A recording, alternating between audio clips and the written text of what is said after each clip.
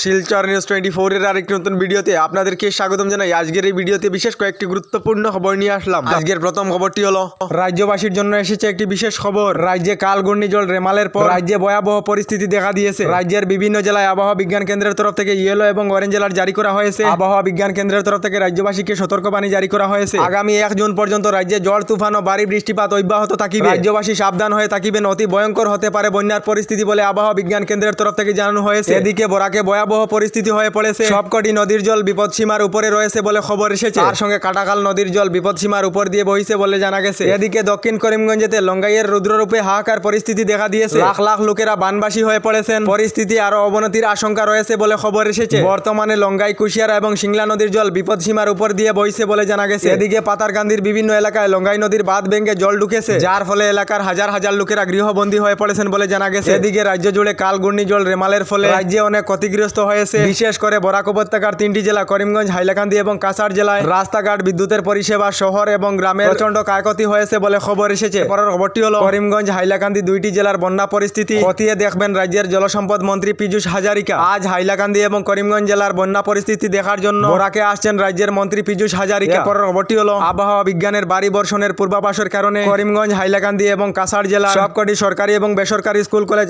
আজ এবং আগামীকাল বন্ধ থাকিবে। এর পরের খবরটি হলো রাজ্যের লাখ লাখ যুবক যুবতীদের জন্য এসেছে একটি ভালো খবর। যে সকল যুবক যুবতীরা আসাম পুলিশ বিভাগে অথবা 3য় এবং 4র্থ বর্গের চাকরির জন্য আবেদন করেছিলেন, তাদেরকে তৈরি হয়ে থাকিতে হবে। আসাম পুলিশ বিভাগেতে জুলাই মাসেতে ইন্টারভিউ আরম্ভ হবে বলে ঘোষণা করেছেন রাজ্যের মুখ্যমন্ত্রী ডক্টর হেমন্ত বিশ্ব শর্মা। এরপরের খবরটি হলো আবার রাজ্যে বন্ধ হতে পারে বিভিন্ন স্কুল কলেজ। ছাত্রছাত্রীদের সংখ্যা কম হওয়ার ফলে বিভিন্ন স্কুল একত্রিত করা হয়েছে। পড়ুয়ার সংখ্যা কম হওয়ার ফলে রাজ্যের 8000 স্কুল বন্ধ করে দেওয়া হয়েছে। এবারও রাজ্যের 140টি স্কুলেতে একটিও ছাত্রছাত্রী ভর্তি হননি, যার জন্য কেন্দ্রীয় সরকার থেকে রাজ্যের শিক্ষা বিভাগকে নির্দেশ দেওয়া হয়েছে আবারও রাজ্যের বিভিন্ন স্কুল একত্রিত করা হবে। তার সঙ্গে রাজ্যের 3074টি স্কুল চলছে একজন শিক্ষক নিয়ে। এরপরের খবরটি হলো কোভিড ভ্যাকসিন লওয়া লোক সকলদের জন্য এসেছে একটি ভয়ঙ্কর খবর এসেছে। কোভিড ভ্যাকসিন লওয়া লোক সকলদের মধ্যে স্ট্রোক এবং হৃদরোগের সমস্যা হতে পারে।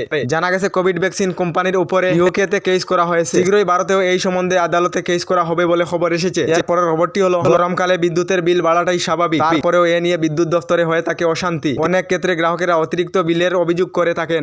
এ নিয়ে ইলেকট্রিক অফিসে প্রায় সময় ভাঙচুর হয়ে থাকে। এবার খবর এসেছে বিদ্যুতের বিল বেশি আসার কারণে বিদ্যুৎ দপ্তরের মহিলা কর্মীকে খুন করে দিয়েছে এক যুবক। জানা গেছে এই ভয়ঙ্কর ঘটনা সংঘটিত হয়েছে মহারাষ্ট্রে। বিদ্যুতের বিল বেশি আসার কারণে বিদ্যুৎ দপ্তরের এক মহিলা কর্মীকে খুন করে দিয়েছে এক যুবক। এই ভয়ঙ্কর ঘটনা সংঘটিত হওয়ার পর পুলিশ যুবককে গ্রেফতার করে নিয়েছে বলে খবর এসেছে। এরপরের খবরটি হলো রেশন কার্ড থাকা দেশের কোটি কোটি লোকেদের জন্য এসেছে একটি ভালো খবর। মোদী সরকারের তরফ থেকে ঘোষণা করা হয়েছে এবার থেকে রেশন কার্ড থাকা সকলেরা রেশন কার্ডেতে শুধু চাল ডাল নয়, এবার থেকে দুধ, ঘি আরো বিভিন্ন খাদ্য সামগ্রী লাভ করিবেন। আগামী দিনেতে রেশন কার্ড থাকা সকলেরা এই সুবিধা লাভ করিবেন বলে কেন্দ্রীয় সরকার থেকে জানানো হয়েছে। আমাদের ডেইলি খবরগুলি ভালো লাগিলে আমাদের ভিডিওতে লাইক দিয়ে চ্যানেলটিকে সাবস্ক্রাইব করে নেবেন।